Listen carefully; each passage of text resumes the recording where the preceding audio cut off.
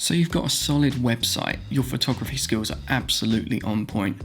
You've been around for a while, but you're still not getting the amount of clients that you ideally want. Your friends' businesses are booming, you know there's potential clients out there, but you're still struggling to get by with your photography business. There are a ton of factors that go into why a business begins to fail. So in this video, I'm going to be going over a few reasons why your photography business may be failing.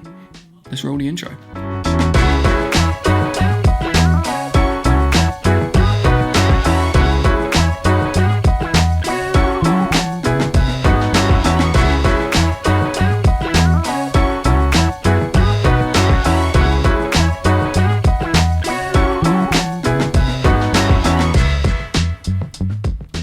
What's going on, guys? Connor Wells here. Welcome back to the channel. I hope you're all having a fantastic day. I hope you're all safe and well.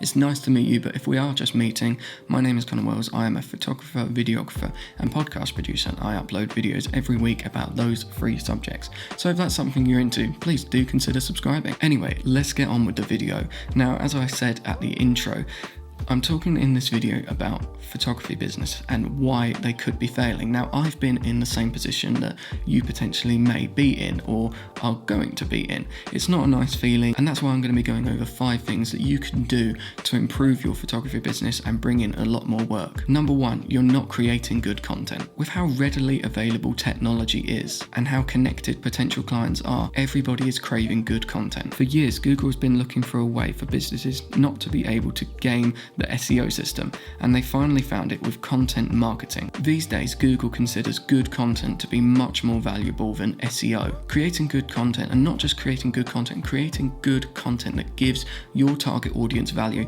is going to be so much more optimized when posting it on YouTube and Instagram and getting search results on Google than any sort of SEO targeting you've got, and will be much more valuable than trying to insert certain keywords into your website. The biggest problem photographers have with content marketing is they find the idea overwhelming or intimidating. Put yourself in your ideal client's shoes and address common pain points that have occurred with previous clients. You'll always have something to say. You could create a blog post, you could make an frequently asked questions section on your website, you could create YouTube videos, behind the scenes stuff of photo shoots. One thing I do on photo shoots, I often ask the client if they're comfortable being filmed for a little behind the scenes YouTube video.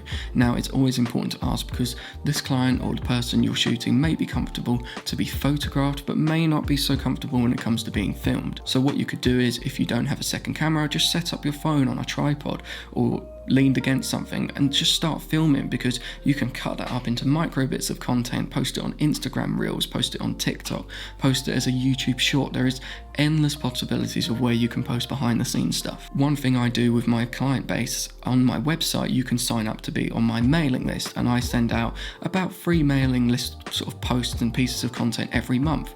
I do a monthly newsletter which goes over the clients that I have been working with and some videos that people have missed. I also sort of add maybe like a discount code to my store where people can buy my Lightroom presets, cheeky little plug there, and also lists like some monthly favorites, like my favorite TV show, favorite book, quote, film, and maybe music or podcast, just something to get people involved and get people connected and communicating with you. Another thing that photographers find when it comes to content marketing and content creation is they've got to come up with some big, bold, unique, grandiose idea.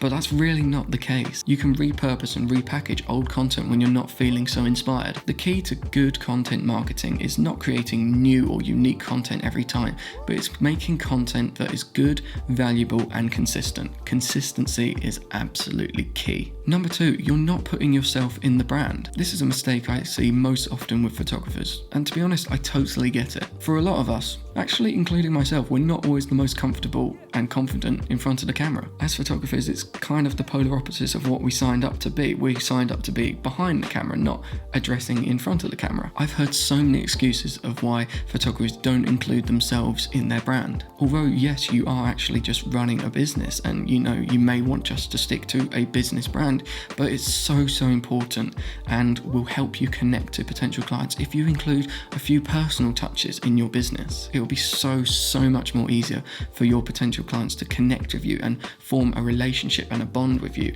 if you include a bit of personal touch to it. People crave connection with brands. We don't have the luxury of being an instantly recognized corporation, and we're merely counting the potential clients and target audience. In order to be successful, you need to build trust, and trust starts with connection. Clients need to know you, how you communicate, and what to expect from an experience with you. Number 3, you'll focus more on photography than client experience. How many times have you seen a photographer whose work isn't technically good, but are somehow killing it with their photography business? Mind-blowing, isn't it? There are so many factors to why this is happening, and I'm going to break it down for you. But the number one thing of why that is happening is they are focusing a lot on their client experience. When people purchase my services, whether they know it or not, they're not just purchasing nice photos, they're purchasing an experience. For clients who aren't photography experts, what adds value to the photos we give them is the experience that occurred whilst the photos are being taken. You could be the most technically adept photographer on the planet, giving clients photos that could merit the most prestigious photography award in the world. But if the experience whilst taking the photos wasn't, the best, if you didn't connect,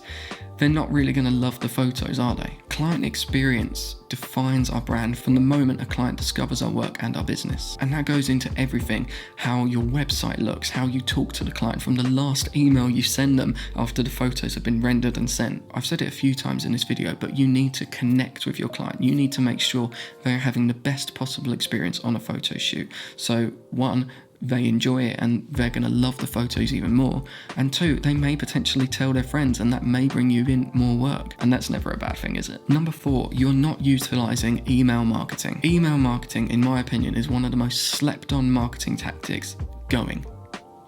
Period. And it is so underutilized when it comes to photography businesses. For some bizarre reason, photographers don't like the idea of email marketing. Yes, I can get it. It may come across a bit, corporate. Some photographers may feel it's, a bit invasive, or they don't have anything to share or some value to give, but you're completely wrong. Like I said, I send about 3 emails a month to my client base, people who are signed up to my mailing list as well, who have made bookings. I built my website through Wix, and I cannot recommend it enough. This is not sponsored, by the way, but I love the website builder Wix. They've got an incredible email marketing feature with templates all there ready to go, and I send about 3 a month, and that varies from different ranges of content. One I send out on the first of the month, which is like a monthly recap, which goes over the clients that I've worked with this month, the jobs I've completed, upcoming events, and things that are happening in my life, because sometimes people are interested in your life and they'll have a better chance of connecting with you if you fill in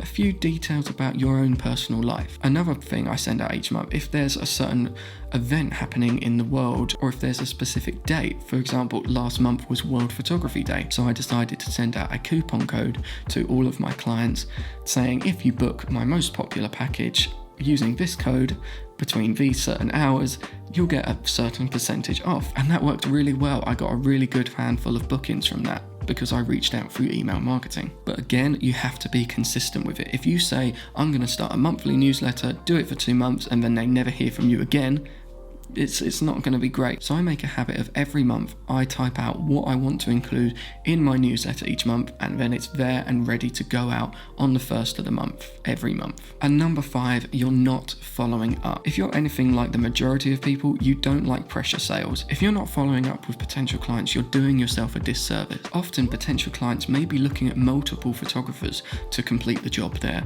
looking to complete, or simply they just could be overwhelmed with day-to-day life and have lost track of things, including the communication with yourself. By sending a follow-up email, you're bringing yourself at the forefront of their mind and reminding them, hey, you asked about a photo shoot with me. Is this still something you're looking to do? And by sending that follow-up email, again, you're bringing yourself to the forefront of their mind, which I've mentioned before is an important thing to do. Moreover, a good follow-up strategy creates a really good client experience, which we spoke about earlier. I've mentioned it again before, but communication is key to building trust and building connections with a client. And communication is key when it comes to all of this. So if you have been in the same position of me when just starting out and you see your peers' photography businesses booming and yours is not, try looking at those 5 areas and see if by improving maybe just one of those, but hopefully improving all 5 of those, brings you in some more business and some more clients. Even if you are utilizing all of those areas, you may want to rethink how you're doing them and potentially change a few strategies. But most importantly, do not get discouraged.